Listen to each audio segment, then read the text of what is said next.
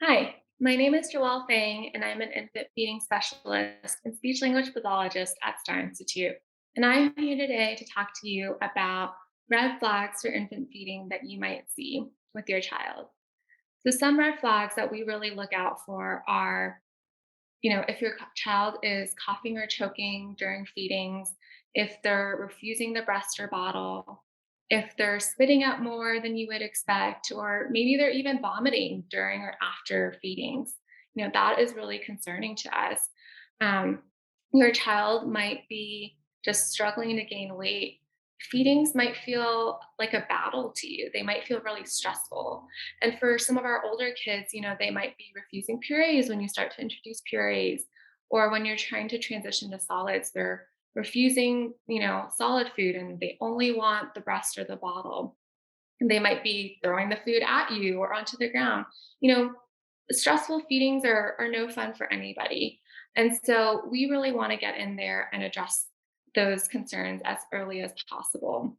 I think a lot of us think of eating as, we all have this innate desire to eat, and that when we're hungry, our child will eat.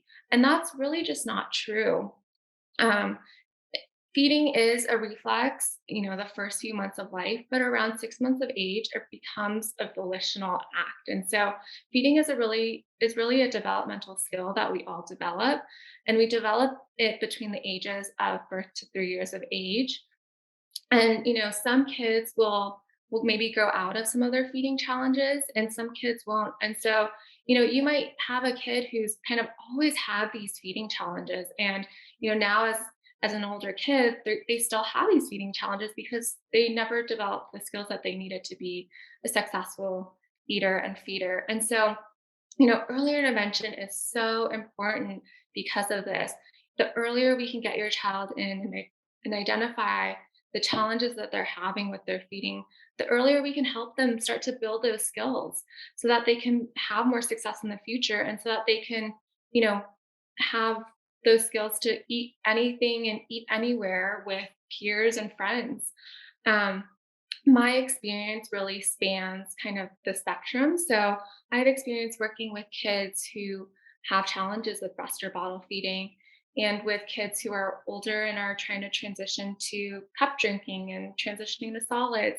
It even includes working with kids who are medically complex and, has a feeding tube. So if you have concerns of any sort with your child's feeding, definitely reach out. We would love to see you at STAR.